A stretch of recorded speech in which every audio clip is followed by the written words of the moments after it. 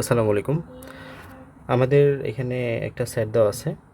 তো এই সেটটাকে কি বলছে, set is equal to x belongs to Z, মানে আমাদের এক্স এর মানগুলা জেড এর মধ্যে আছে।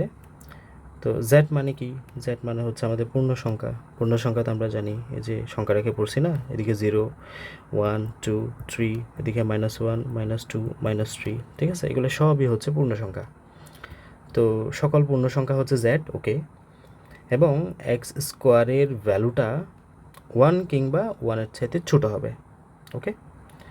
সর্বোচ্চ হবে 1, 1ও হতে পারে, 1 থেকে ছোটোও হতে পারে, ঠিক আছে?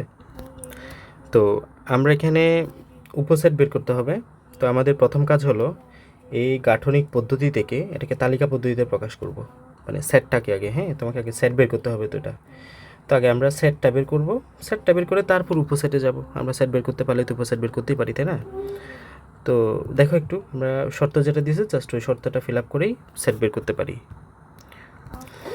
তো আমরা এখানে এই কথাবার্তাগুলো একটু বলা হয়েছে যে সেটটা কি, শর্ত কি, গাঠনিক পদ্ধতি দেওয়া আছে, দেন জেড মানে পূর্ণ সংখ্যা, জেডের ভ্যালু কী কী হতে পারে, এগুলো আর কি। তো আমরা যে শর্তটা দিয়েছি এই শর্তটা একটু অ্যাপ্লাই করি। তো এক্স স্কোয়ারের ভ্যালুটা তোমার 1 কিংবা এর সাথে ছোটো হতে হবে। তো আমরা একটু দেখি এক্স স্কোয়ার যেগুলো আমরা 0 দেখি, এই যে পূর্ণ সংখ্যা যেগুলো আছে এগুলো র্যান্ডমলি তুমি একটা একটা নিতে পারো। 0 নিলাম, 0 নিয়ে এক্স ইকুয়াল টু 0 নিয়ে, তো এক্স স্কোয়ার করলে কী হবে, 0ই আসবে।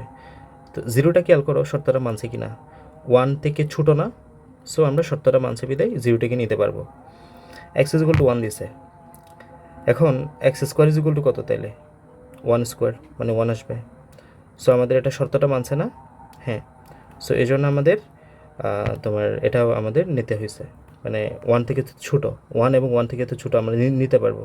সো 1ও নিতে পারবো, 1 থেকে ছোটোও নিতে পারবো। সো এটা আমরা নিতে পারবো। এরপরে আসো 3 নাম্বারটা। আমাদের 3 নাম্বারটা কী বলতেছে, আমাদের এক্ষেত্রে এক্স ইজ ইকুয়াল টু -1 ধরবা। মানে এক্ষেত্রে দেখো তুমি 0 থেকে শুরু করলা, 0 থেকে +1 ধরলা, তারপর -1 ধরলা, হ্যাঁ। সো এক্সের মান যদি আমরা -1 ধরি, সেমভাবে -1 স্কোয়ার ইজ ইকুয়াল টু আবার 1 পাবা। সো আমরা জানি 1ও নেওয়া যাবে, 1 থেকে ছোটো মানও নেওয়া যাবে। সো এটা নেওয়া যায়, এটাও মানে জানি শর্ত মানছে। এরপরে আসা হলো তোমার 2 বা এবং -2, 2 বসাও। 2 বসালে এটা স্কোয়ার 4 হয়ে যাবে। সো 4টা কিন্তু 1 থেকে বড় না, তারপর নেওয়া যাবে না। -2 বসালেও সেম আসবে, সো নেওয়া যাবে না। তার মানে আমাদের প্রথম 3টা ভ্যালু, মানে 0 1 -1, এই শর্তগুলো, এই মানগুলোকে তুমি যদি এক্স হিসেবে নাও এবং এক্সেরটাকে যদি স্কোয়ার করো, 1 এবং এর থেকে ছোটো মান পাচ্ছ। তার মানে এগুলো হচ্ছে আমাদের মূল সেট। সো আমাদের সেটটা কি, এবং এগুলো দেখো সবাই কিন্তু পূর্ণ সংখ্যা, মানে জেড, এই যে আমাদের জেড। সো এগুলোকে আমরা নিতেই পারি। সো আমাদের আলটিমেটলি পূর্ণ সংখ্যার সেটগুলো হলো এটা -1 0 এবং 1। সো আমাদের তালিকা পদ্ধতিতে হচ্ছে এটা মূলত সেটটা, ওকে। এখন তালিকা পদ্ধতি বের করে ফেললা। তালিকা পদ্ধতি বের করার পর আমাদের এখন উপসেট বের করব। উপসেট বের করার নিয়ম কি, এটা আগে একবার এটা লিখো -1, তারপর 0 লিখো, তারপর 1 লিখো, তারপর দুইটা দুইটা লিখো, -1 0 লিখো, তারপর 0 1 লিখো, হ্যাঁ। তারপর এই যে আমাদের 0 1 হলো, তারপর 1 -1 লিখো, 1 -1 এবং 1, তারপর সবগুলো একবার লিখো 1 0 -1, তারপর ফাঁকা সেট লাস্টে লিখবা। দেখবা যে 8টা হবে আমাদের এখানে, এই যে এখানে লেখা আছে যে 1 -1 0, এভাবে করে দুইটা দুইটা তিনটা লাস্টে গিয়ে 3টা লিখে আমাদের উপসেট বের হইলো, ওকে।